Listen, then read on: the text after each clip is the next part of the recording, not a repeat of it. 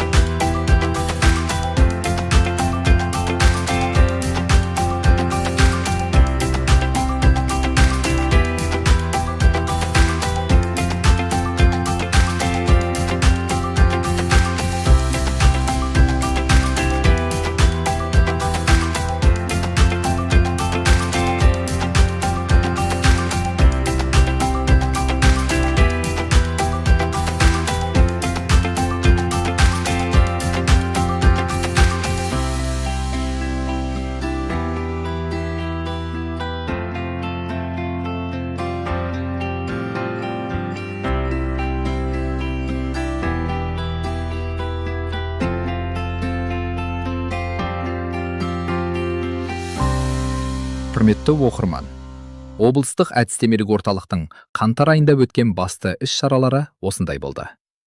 Жаңалықтардан хабардар болу үшін орталықтың әлеуметтік желідегі парақшасына жазылып, пікір білдіруді ұмытпаңыз.